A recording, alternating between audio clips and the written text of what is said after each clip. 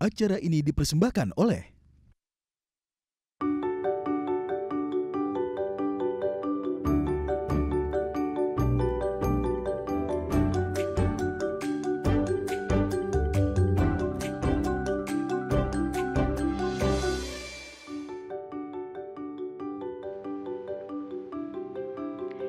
Halo pemirsa, apa kabar? Senang sekali saya Astia Dika bisa kembali menemani Anda di program talk show yang syarat informasi inspiratif, apalagi kalau bukan bincang sehati.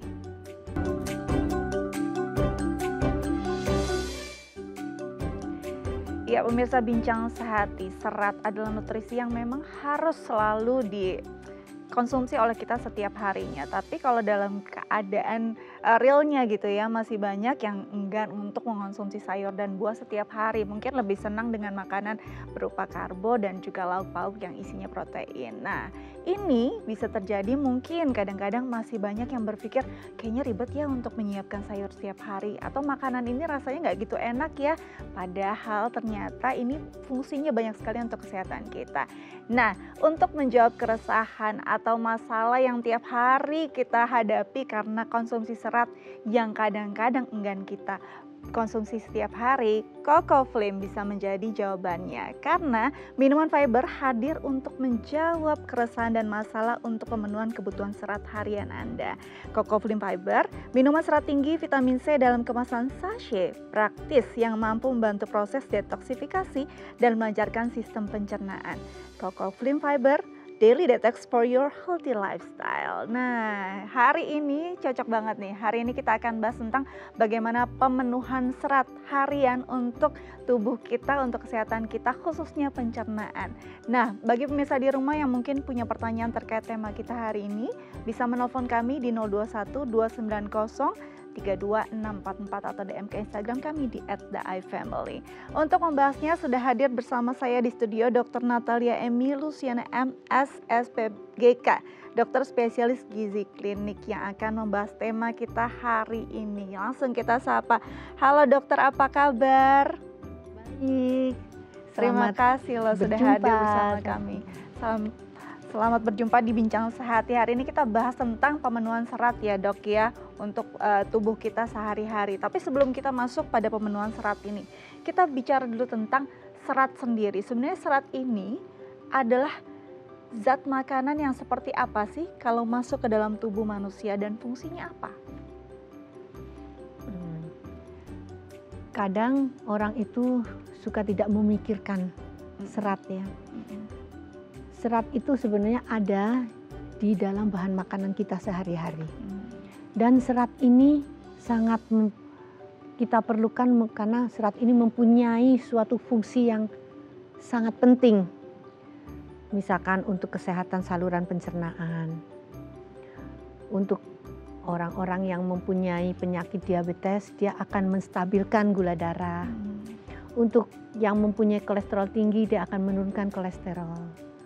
Dan serat ini juga akan mengontrol berat badan kita. Juga serat ini menjaga imunitas kita. Baik, dari usia berapa sih serat begitu vital untuk tubuh manusia dan dibutuhkan? Sebenarnya di atas 2 tahun sudah boleh kita mengkonsumsi serat, tapi seratnya dari yang alamiah.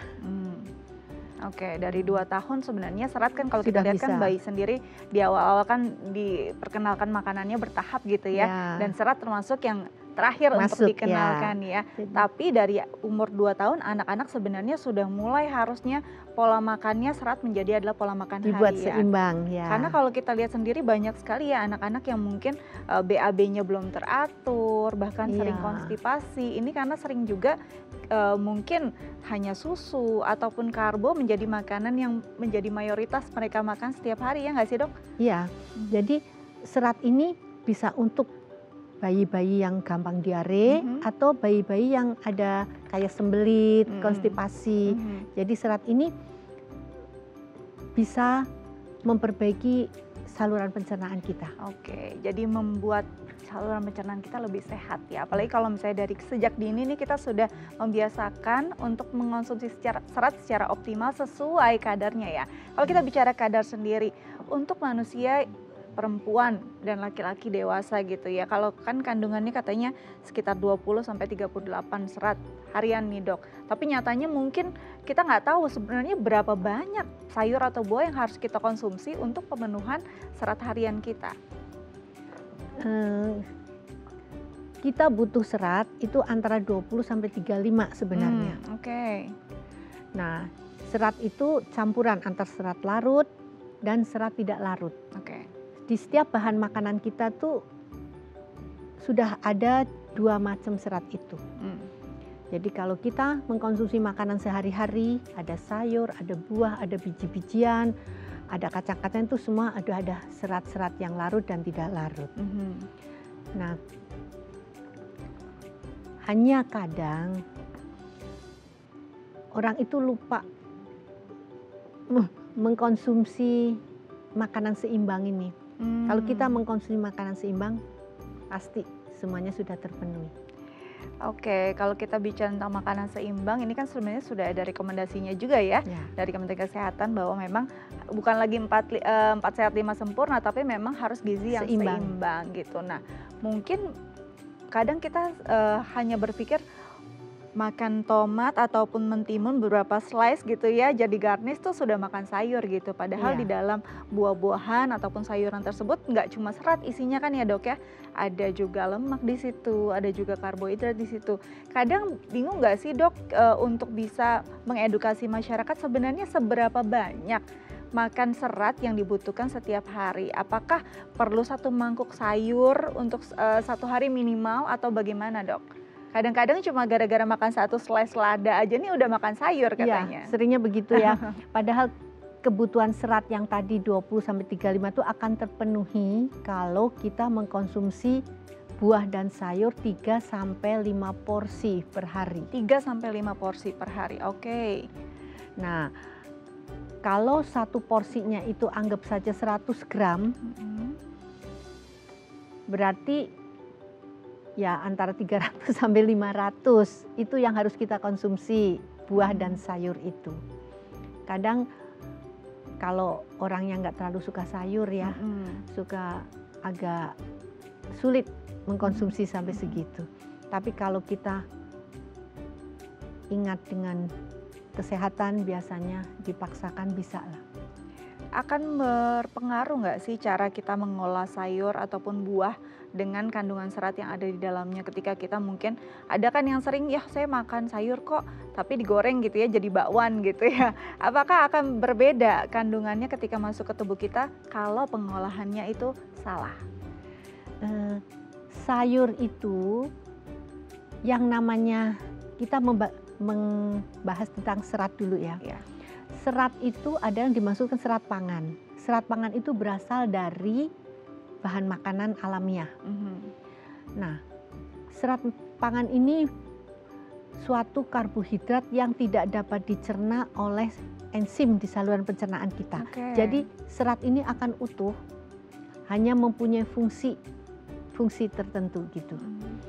Nah, kalau cara pemasakan mau digoreng, mau diapa, itu seratnya masih utuh, hanya vitamin dan mineralnya yang berubah. Jadi seratnya tetap utuh, tetap ada, nutrisi lainnya yang mungkin berubah. Baik. Karena sayur dan buah itu kan sumber vitamin dan mineral. Betul. Jadi ini juga jadi edukasi ya untuk pemirsa di rumah, khususnya ibu-ibu nih yang mungkin mengolah makanan di rumah, seratnya sih masih utuh tapi nutrisinya mungkin akan berubah. Sudah berkurang. Nah itu dia. Nah kalau kita bicara tentang serat sendiri, kalau kita fungsi-fungsinya secara, tadi kan sebenarnya dokter sudah menyinggung ya, apa yang terjadi ketika seseorang itu kurang serat? Nah sesuai dengan fungsi dari serat, kalau orang kekurangan serat, biasanya tuh tidak bisa mengontrol berat badan. Jadi kalau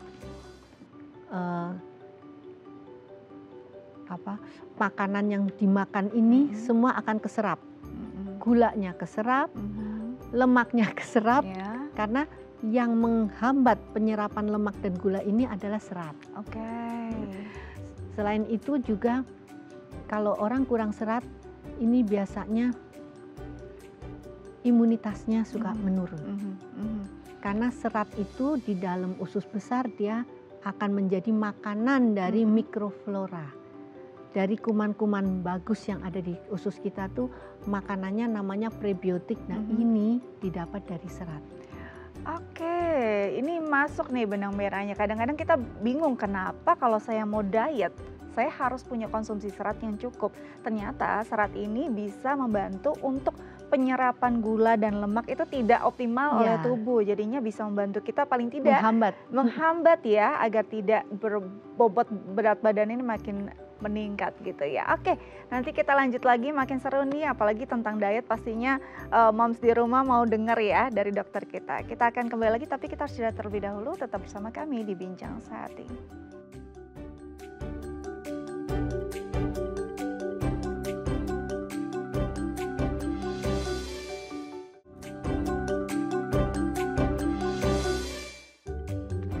Ya, pemirsa kembali lagi bersama kami di Bincang Sehati. Masih membahas tentang pemenuhan serat harian untuk kita ya, setiap harinya seperti apa. Nah, untuk pemirsa di rumah yang mungkin punya pertanyaan terkait tema kita hari ini bisa menelpon kami di 021 290 32644 atau DM ke Instagram kami di @daefamily.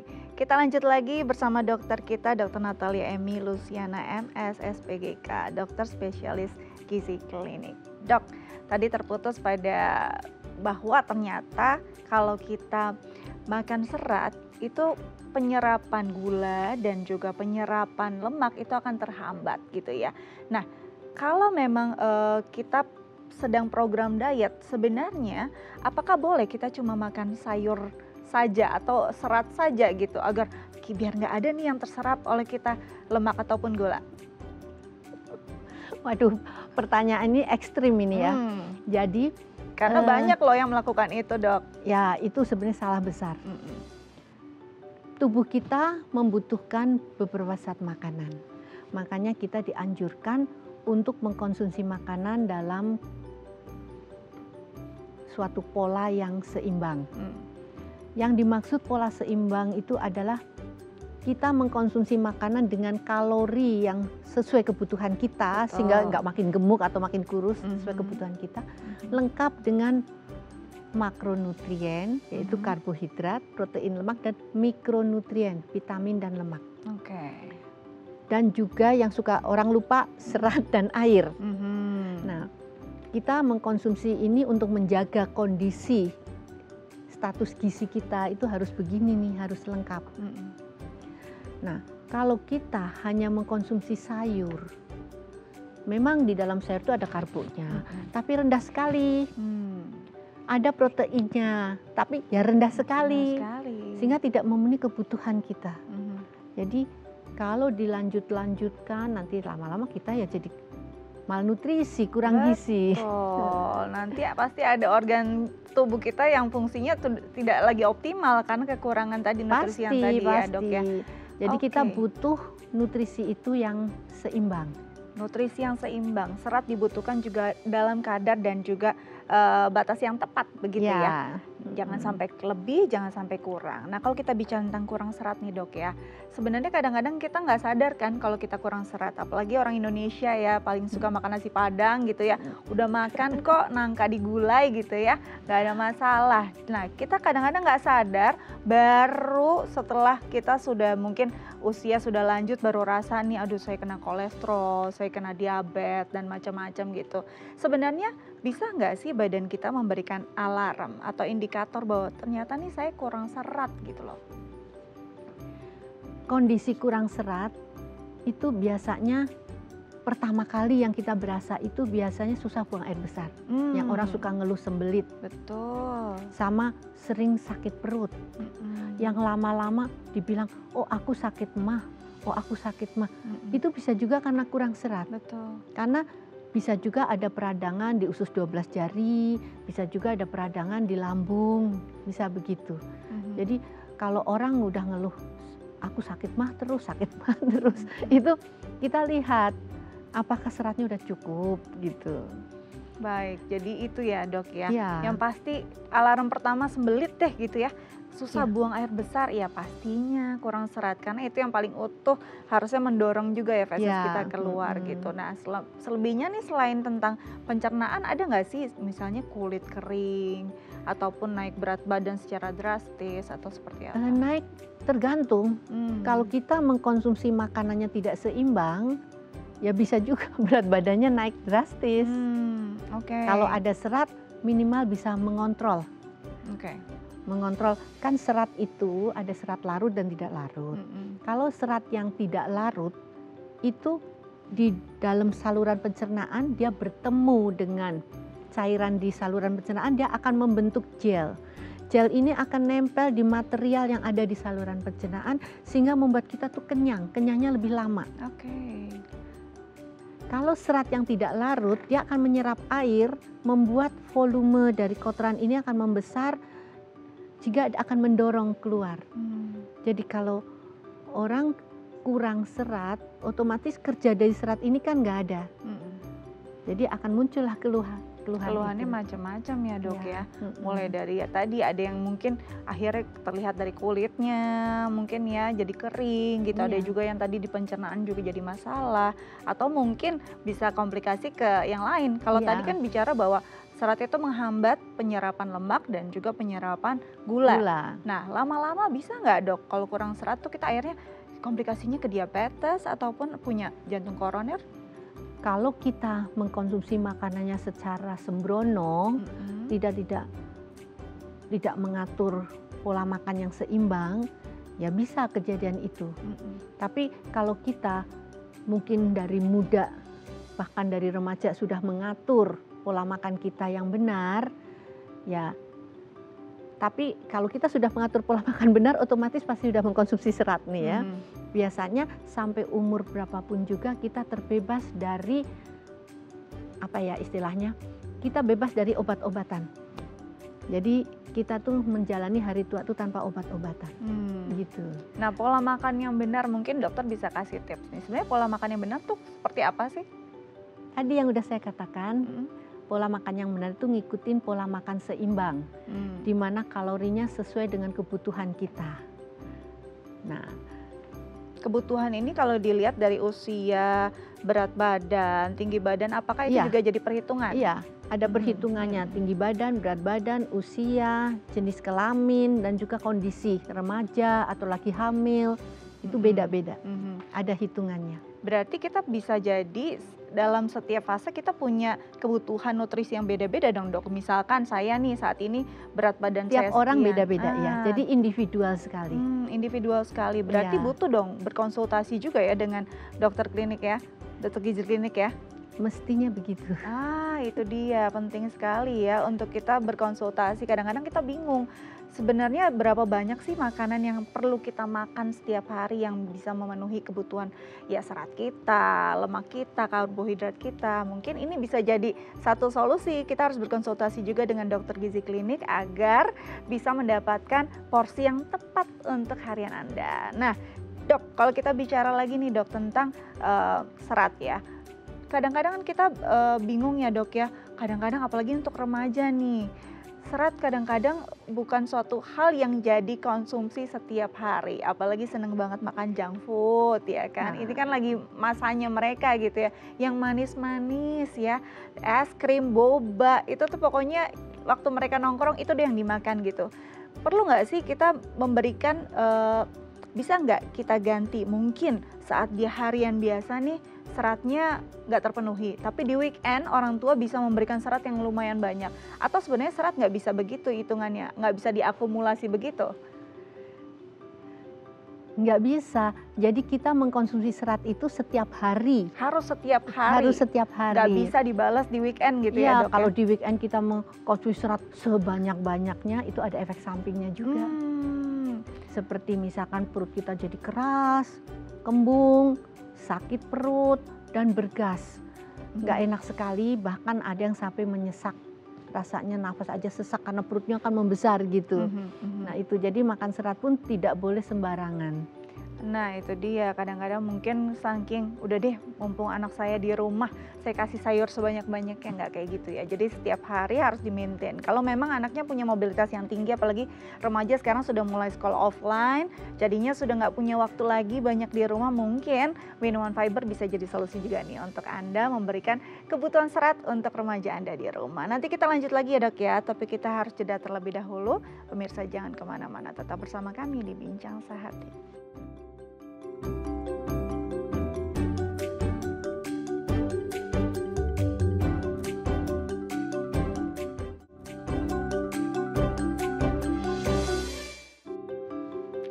Ya pemirsa, kembali lagi bersama kami di Bincang Sehati, masih membahas tentang pemenuhan serat harian untuk kita ya.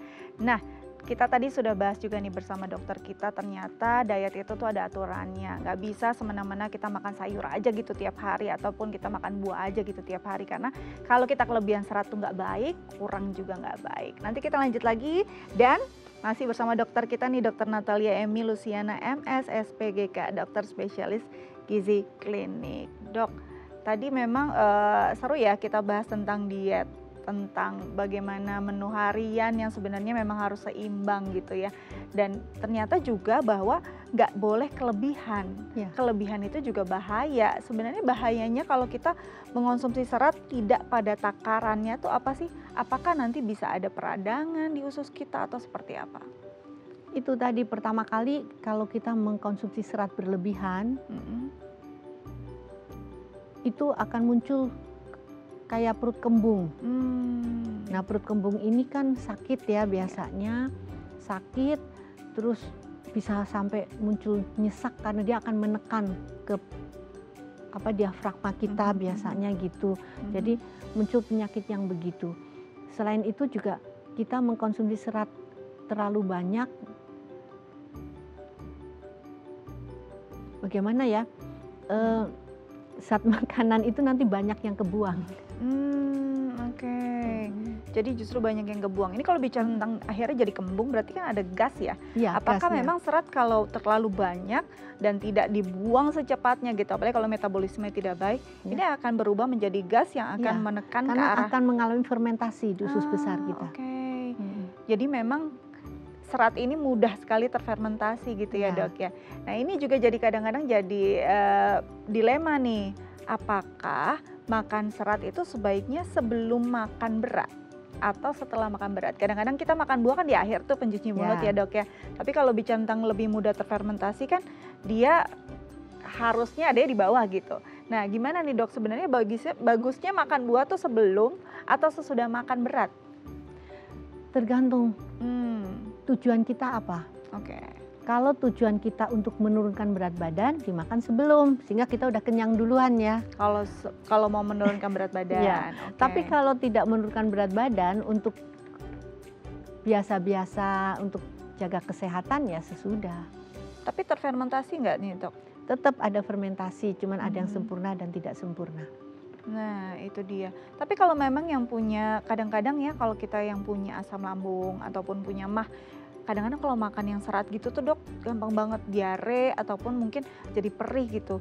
Apakah ada beberapa kandungan yang memang sebaiknya dihindari, atau mungkin makanan-makanan misalnya sayuran berdaun hijau atau apa? Apakah memang ada untuk orang-orang yang punya lebih sensitif gitu pencernaannya, ada beberapa makanan berserat yang harus dihindari? Kalau untuk gangguan lambung itu kita perlu makan berserat, usahakan yang serat larut.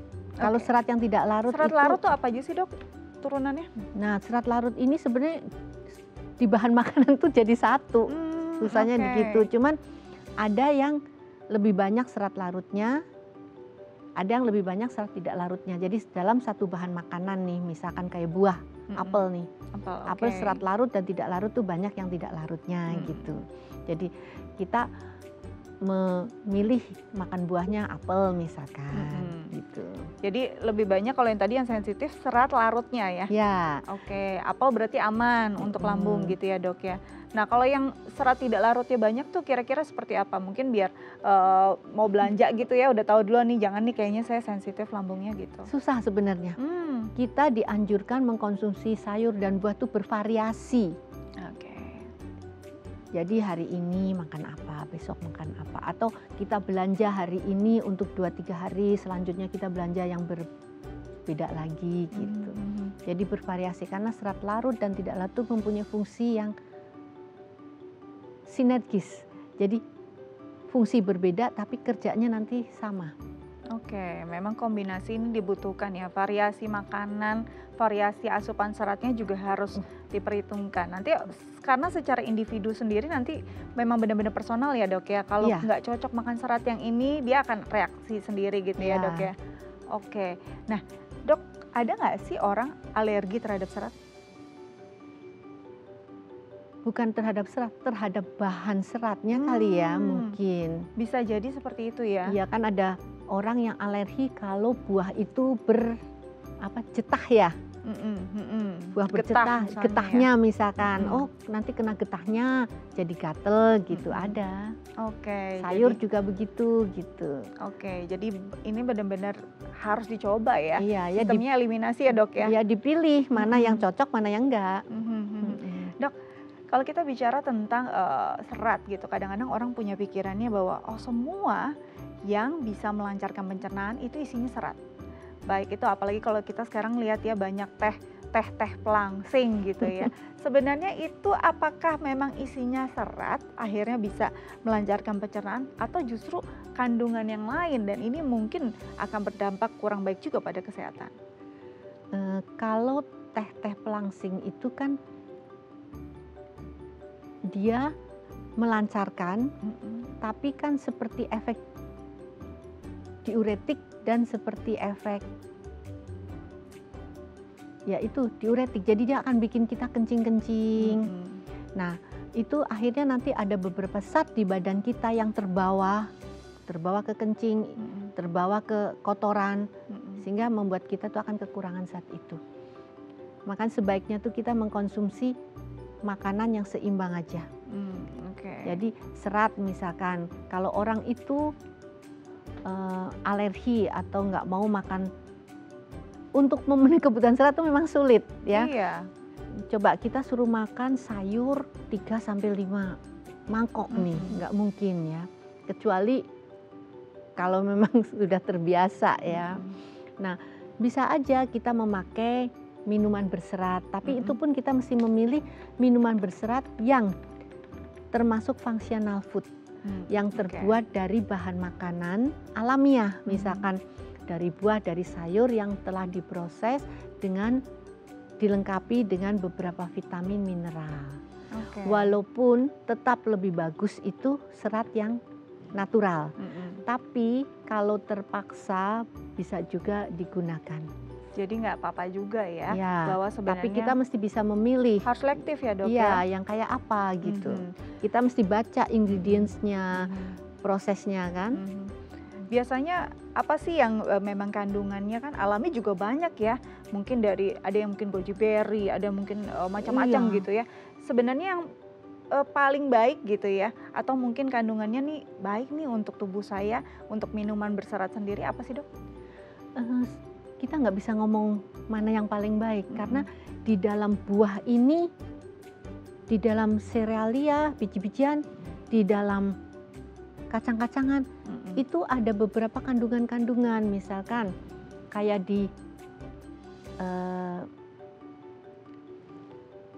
serealia, misalkan seperti gandum, oat, itu di situ ada yang namanya ada psylliumnya. Terus kalau kayak jagung itu banyak di inulinnya. Jadi kalau kita mau mikir gitu kan bingung ya.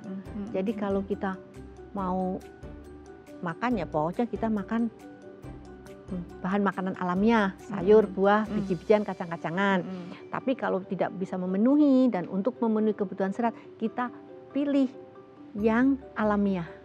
Nah, dengan Jadi harus penambahan dilihat nih ya. vitamin mineral. Itu harus dilihat betul-betul ya, bahwa kandungannya harus benar, Ya. terus harus tepat juga gitu ya, komposisinya seperti apa, kadarnya juga gitu. Nah, kalau serat itu sebenarnya perlu ada, misalkan perlu ada pelengkap yang memang harus dikonsumsi juga nggak sih saat kita mengonsumsi serat yang tinggi? Apakah kebutuhan air atau mineralnya juga harus tinggi, Dok? Oh iya, Hmm. kalau kita mengkonsumsi serat yang functional food, Mhm. misalkan minuman serat atau apa, kita harus minum yang cukup. Oke. Karena itu kalau kita kurang minum, itu serat ini kan dia akan seperti tadi saya sudah katakan akan membentuk gel gitu ya. Betul. Nah ini bisa menyumbat. Justru menyumbat ya. Kalau mengeras, lama-lama mengeras, dia bisa menyumbat. Menyumbat di osofagus, di tenggorok, bisa menyumbat juga di usus. Jadi kalau kita mengkonsumsi serat, kita harus mengkonsumsi minum juga yang cukup. Oke, jadi nggak cuma seratnya aja yang difikirkan ya. Minum itu juga penting karena sebenarnya itu adalah pelengkap hidup kita juga ya, Dok ya, nggak boleh terlupakan. Apalagi kalau kita minum konsumsi mungkin minuman fiber kan memang ada air juga di situ kandungannya. Kenapa? Memang ini penting juga untuk paling tidak melarutkan serat tadi agar bisa berfungsi secara optimal untuk tubuh kita. Dok, kalau bicara kadang-kadang ya, Dok ya, aduh gak bisa nih makan sayur atau buah 5 mangkok sehari gitu ya, di jus aja deh semuanya.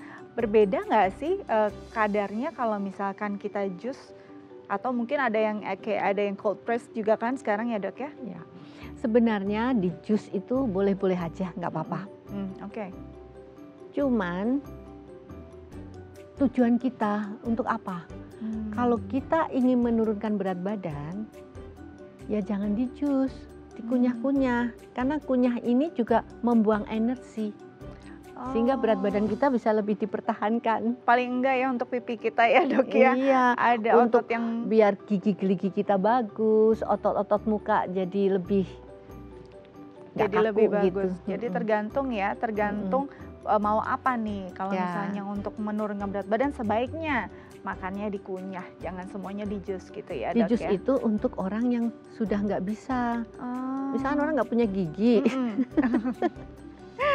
Kalau nggak punya gigi ya di jus aja. Oke, gitu. Di blender, bukan jus blender ya. Di blender. Oke. Ini sepertinya ada penelpon, kita coba sapa ya, Dok ya. Halo. Halo. Halo, pagi. Iya, pagi. Dengan Pagi. siapa di mana? Ibu Rizky Ibu Rifki di mana, Ibu? di Jakarta. Baik. Silakan Halo. Ibu pertanyaannya. Pertanyaannya, aku itu lagi kolesterol.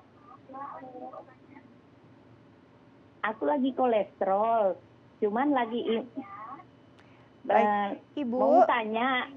Ibu boleh volume TV-nya, televisinya dikecilkan? Oke. Kok lagi minum obat pelangsing.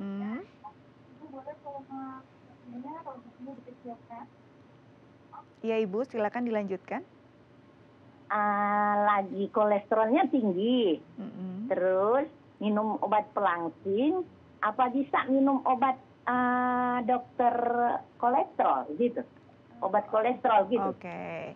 Jadi Ibu kolesterolnya menjadi meningkat setelah minum pelangsing tadi kah atau seperti apa? Enggak, atau? memang lagi tinggi. Terus ada yang tawarin minum pelangsing. Terus aku takut, tapi aku harus minum obat kolesterol dokter kan? Apa itu bisa barengan gitu? Baik.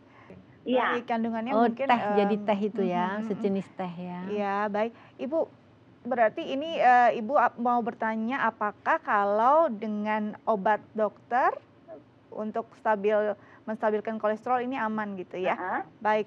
Iya. Silakan, Dok. Jadi Ibu mau mengkonsumsi, Ibu ini mau mengkonsumsi obat kolesterol tapi bersamaan dengan obat pelangsing. Sebenarnya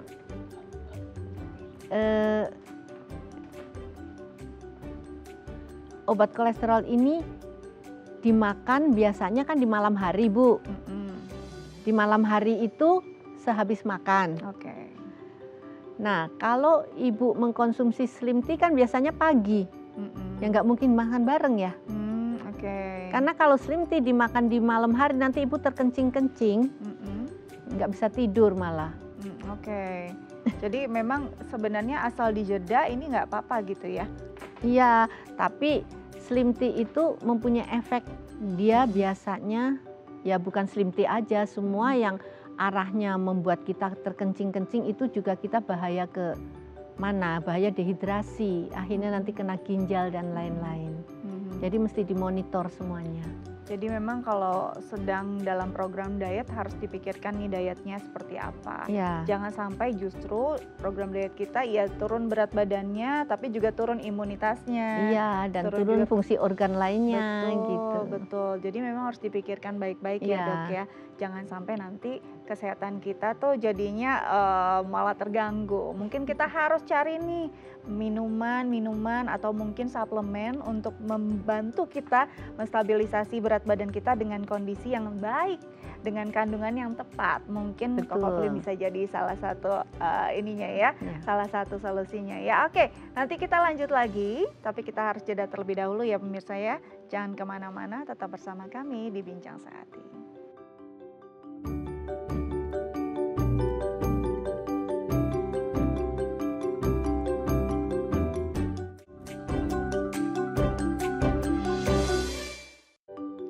Ya pemirsa, kembali lagi bersama kami di Bincang Sehati, masih membahas tentang pemenuhan serat harian untuk tubuh kita. Dan masih bersama dokter kita, Dr. Natalia Emy Luciana MS SPKK, dokter spesialis gizi klinik. Dok, tadi kita ngomongin serat udah banyak banget ya, serat yang larut, nggak larut, serat yang memang alami, memang baik gitu ya. Tapi kan mobilitas tinggi juga nih, masyarakat perkotaan tuh perlu diperhitungkan. Kadang-kadang nggak mungkin juga menyiapkan sayur, apalagi sayur kalau enaknya kan yang fresh gitu ya Dok ya. Kalau sambil kerja gitu ya kayaknya nggak bisa gitu kita penuhi setiap hari. Nah akhirnya banyaklah bermunculan minuman fiber. Sebelum kita bahas tentang minuman fiber sendiri, sebenarnya ini tuh menjadi jawaban nggak sih Dok untuk pemenuhan serat kita? Bisa juga sih. Jadi untuk orang-orang yang sibuk, yang tidak mungkin menyiapkan sayur dan buah yang mencukupi, bisa juga ditambahkan. Asal dengan hati-hati tadi. Jadi kalau mengkonsumsi minuman fiber mesti diimbangi dengan minum air putih yang cukup. Banyak gitu. Mungkin masih banyak yang bingung minuman fiber tuh sebenarnya apa sih Dok? Nah mungkin dokter bisa menjelaskan minuman fiber tuh sebenarnya apa sih Dok? Minuman fiber itu sebangsa functional food. Dibuat dari bahan-bahan alamiah biasanya yang diproses. Nah, waktu pemrosesan itu kan vitamin dan mineralnya tuh terbuang. Jadi ada penambahan, ditambah ada vitamin apa gitu. Ada penambahan vitamin dan mineral. Sehingga minuman itu menjadi lengkap. Ada fiber, fibernya pun juga ada larut dan tidak larut, dan juga ada vitamin, ada mineralnya. Jadi benar-benar harus selektif nih ya. Minuman fiber itu istilahnya ekstraksi gitu ya. Dari bahan-bahan alami yang isinya memang serat-serat yang baik juga untuk tubuh. Tapi nggak asal kita minum minuman fiber yang dijual secara bebas, kita harus benar-benar selektif kandungannya apa saja dan apa yang memang cocok untuk kita juga ya Dok ya. Nah, dari usia berapa sebenarnya sudah bisa minum ini? Ini kan sebenarnya suplemen gitu ya Dok ya? Kalau untuk meminum suplemen ini kita anjurkan untuk dewasa. Jadi misalkan umur 18 sampai umur 50. 18 sampai umur 50. Bagaimana dengan ibu hamil? Boleh nggak sih Dok? Apalagi ibu hamil juga repot ya Dok ya, perlu juga nih seratnya. Ibu hamil kan perlu serat juga. Betul. Kalau enggak dia akan mengalami sembelit ya. Jadi kalau memang ibu hamil itu biasanya sulit untuk mengkonsumsi sayur dan buah yang cukup banyak. Jadi bisa juga ditambahkan. Jadi ini sebenarnya kalau memang bahannya alami, bahannya memang kandungannya baik, akan aman dikonsumsi oleh ibu hamil. Jadi gitu kita ya. tidak sembarangan asal. Kita mesti membaca isinya. Itu juga isinya penting sekali untuk kita baca agar aman dikonsumsi. Ini kayaknya seperti ada penelpon lagi laris manis hari ini kita ya dok ya. Kita langsung sapa dulu. Halo, dengan siapa? Di mana? Dengan Pak Yus. Pak Yus, di mana Pak Yus? Di Bekasi. Oke, Pak Yus di Bekasi. Silakan Pak Yus. Umur Pertanyaannya. saya 74, Baik. berat 55. Saya suka sembelit, konstipasi. Baik. Dan saya selalu makan, kalau terjadi selalu makan dulkolak. Apakah itu baik? Baik. Jadi usia sudah 74, beratnya Iya. 55 ya. Dan ini saya sering konstipasi. selalu makan buah itu di blender karena giginya nggak ada. Oke. Baik. Karena giginya udah nggak ada ya seperti dokter tadi bilang ya. Jadi Iya. agar lebih praktis di blender. Jadi Ya betul. iya biar praktis ya Pak ya. Nah berarti Iya. yang Pak Yus ingin tanyakan apakah Supaya tidak apa? selalu itu buang sembelit. Selalu sembelit. Apa yang harus dilakukan oleh Pak Yus gitu ya? Iya. Agar masalah sembelitnya ini bisa teratasi. Baik. Berkurang. Terima kasih Pak Yus. Oke, dok, jadi usia 74 tahun, gigi udah nggak ada, jadi udah nggak mungkin nih ngunyah-ngunyah sayur atau buah ya, apalagi buah yang keras, jadi di blender. Tapi masih konstipasi, gimana nih dok? Pada orang tua itu masalah konstipasi, sembelit itu sering terjadi. Karena pada orang tua itu kan ususnya semuanya kan sudah tidak seaktif yang Betul. waktu muda. Jadi pada orang tua kita harus mengkonsumsi makanan yang seimbang itu plus serat yang cukup. Oke. Jadi makan seimbang kan ada karbohidrat, ada protein, ada lemak, vitamin, mineral yang cukup plus serat dan air yang cukup. Nah, karena ada gangguan di gigi itu boleh aja buahnya di jus, tapi jangan pakai air sehingga tidak membuat kenyang karena Iya. paling enggak kan sehari itu dibutuhkan minimal 25 gram lah. Nah, itu kalau diambil dari buah dan sayur itu perlu banyak karena contohnya sayur mungkin 100 gram ini hanya mengandung serat sekitar 3 gram. Betul. Misalkan. Jadi sedangkan sayur ini harus di blender untuk bisa dikonsumsi sehingga kalau kebutuhan dari buah, sayur dan dari misalkan ditambah dengan snacknya kacang hijau misalkan, tapi tetap belum terpenuhi, boleh mengkonsumsi cuman itu sebenarnya kalau saya sarankan lebih baik tuh dari yang alamiah. Oke. Yang kandungan vitamin dan mineralnya lengkap sehingga sekalian memperbaiki peristaltik ususnya. Baik, jadi sudah cukup sih sebenarnya, sudah baik yang apa yang Pak Yus lakukan gitu ya dengan mengonsumsi ya walaupun di blender nggak apa-apa, tapi ingat Harus cukup.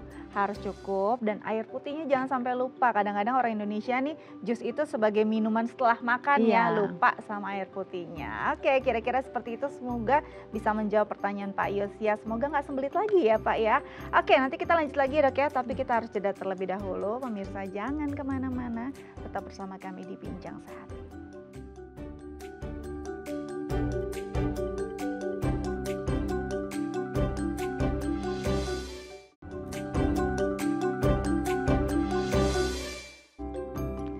Ya pemirsa, kembali lagi bersama kami di Bincang Sehat, masih membahas tentang pemenuhan serat harian untuk tubuh kita agar tetap sehat dan prima ya.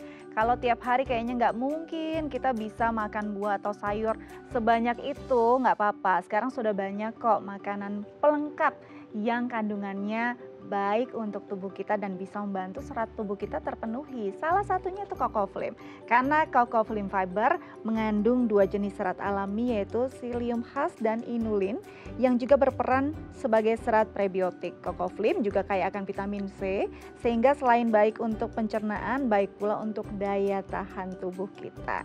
Konsumsi Cocoflim setiap hari dan rasakan kebaikan serat karena Cocoflim is daily detox for your healthy lifestyle. Oke, ini bisa jadi solusi ya untuk kita nih kaum milenial yang sibuk banget, mungkin nggak bisa siapin sayur tiap hari, bisa dengan minuman fiber yang sehat. Oke, Dok, kita bicara tentang serat hari ini banyak banget yang bisa kita gali gitu ya. Mungkin dokter bisa kasih tips nih, selain memang pemenuhan seratnya juga harus seimbang, pola hidup juga harus baik ya nggak sih Dok? Tidur yang cukup tuh, istirahat yang cukup dan nggak stres juga begitu penting nggak sih untuk tubuh kita? Kalau namanya hidup sehat itu kita nggak boleh stres ya. Iya. Jadi tidur harus cukup. Tapi ya